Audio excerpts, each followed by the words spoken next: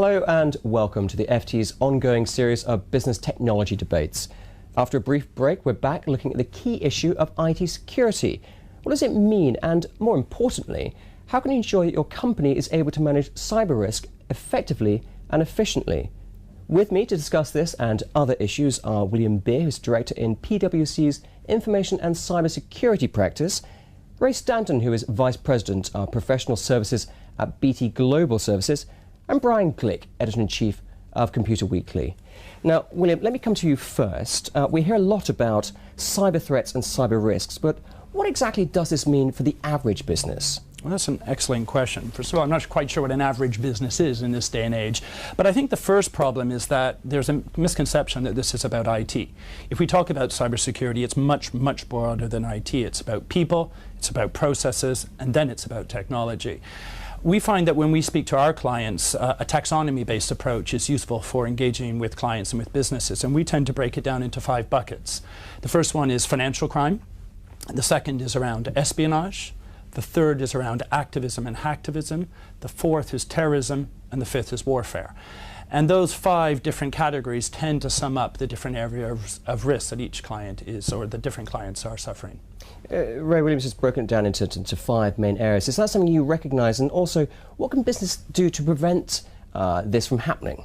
Yeah, it is a great question, and it's also a great problem, because at the moment there is this problem of trying to actually put your hands around it and say, what does it really mean? What does it really mean to me? And it does come down to probably around 3 principles: understanding what the threats are to you as the CIOs, as the CTOs, as the business leaders. What does it really mean to us as businesses? The problems around many initiatives that are coming with it, and the initiatives that are saying, what does cyber security, cyber risk mean? And then, where do I invest? And we can come back to those points later on, but it's about understanding what the risks are to you as a business. Brian, let's just kick that over to you. We've discussed the risks that are out there, but I mean, just how common are these risks? I mean, just how often do companies find themselves under attack? Well, if you talk to some of the companies who will monitor some of these things, you will talk to a lot of large companies in particular who will say that they are literally being attacked thousands of times a day. Now, that sounds very dramatic when you say that, but you know, the vast majority, 99.9999% of those, are automatically repelled by the IT security protection systems that people have in place. But there's various different surveys and various different statistics that suggest that one way or another, cyber security attacks is costing the UK economy, into the billions of pounds in terms of damages, from money lost, from information lost, from reputational damage, from the cost of having to clear up after high-profile data breaches, for example. So I think there's little doubt that it's a major problem that all businesses need to be aware of. So the point is, I'm willing to come back to you, it's inevitable. It's costing the country billions of pounds. Is that the point, in terms of you can't just have defences against these type of risks, you have to manage them, you have to expect them to happen? Exactly. What we're seeing with our clients is that the best approach now is to assume a state of compromise. So in the past it was all about locking things down, defending the fort, if you will. What we're doing with many of our clients is helping them to be more resilient and helping them to respond better to the attacks when it does occur. So how are you doing that? Could you be more exact? I mean, you're saying people should be more resilient, but if I'm a CTO watching this debate, how could I be more resilient? Well, one of the things that we find works very well at the beginning of the journey are simulation exercises. So we were actually in Davos earlier this year with our chairman doing a cyber simulation exercise. And what we did, we simulated an attack on an organization and showed how a fictitious group of C-suite directors would have responded to it, and then offered guidance and insight about how to do it differently. So we find that those exercises, 1, help raise awareness and set the tone from the top. 2, they pinpoint potential weaknesses in your incident response capability. And 3, they set the tone, if you will, for the complete organization. So that's interesting. It's going to happen. People are already kind of creating models and simulations.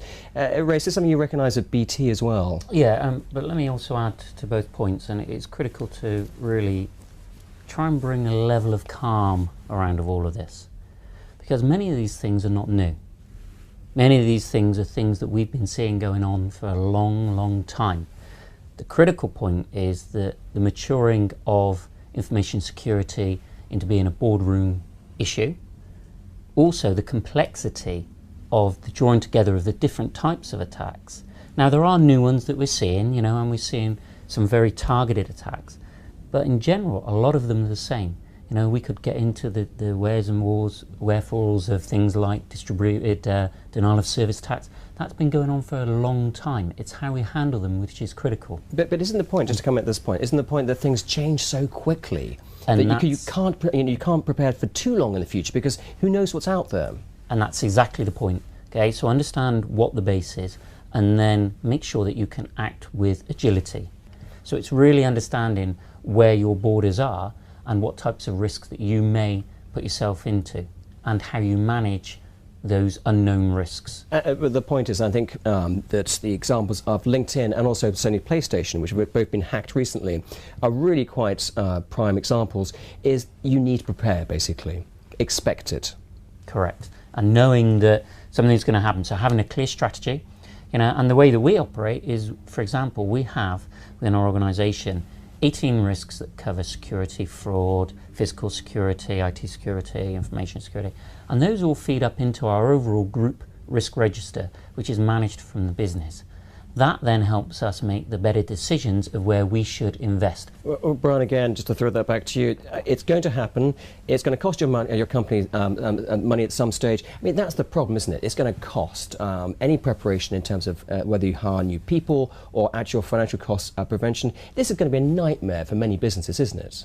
It's one of these situations where you do unfortunately often do have to think about the case of what's the cost of not doing it. You know, the Sony PlayStation hack that you mentioned there, you know, Sony declared, I can't remember the final figure, but it was several $100 million it cost them in the various costs of clearing up, of having to keep their customers happy, of the reputational damage that it cost them. Their share price dropped as a result of it. So, you know, these days for a big high profile company like that, the cost of something happening to them is potentially very large. So what would you advise at that point a mid-sized company to do? Well, I think one of the important things you have to remember, everything that Ray and William are saying is absolutely right in terms of the greater sophistication of threats and the broadening of risks that we get. But I think there's one thing that's important to remember, that there was a survey I saw last year that said 99% of known virus attacks and malware attacks are based upon known threats.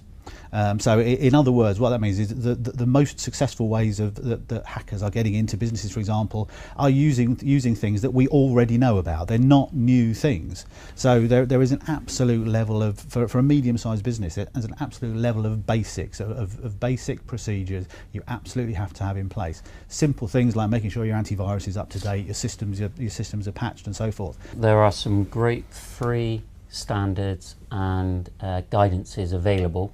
And if you look for something from the Information Security Forum, this is an organisation that publishes its standards of good practice, which allows you to look at the best approach, the best strategies to have, what could work for you, and that's for large enterprises and for small, medium business enterprises. Really good basics that allow you to say, I understand the baseline of how I'm going to operate. I've got a very clear, simple strategy, and it might be that we just have got antivirus in place, but it's very simple, and I know how I'm going to deal with things when an incident happens. And William, a final quick word from you. I think I would move the focus to the people. So I would build on what my colleagues have just said, but I would look at how do you set the tone from the top, so make sure that the directors themselves are doing the right thing with regards to information security, and roll out an awareness program that touches all the employees in the organization to make sure that people are locking their workstation, taking care of confidential documents, adhering to clean desk policy, et cetera, et cetera, et cetera. Well, gentlemen, thank you very much for your time today, and I hope you have also found that useful. For more details and other videos in the series, please go online and look at ft.com/business-technology-debates. Thank you.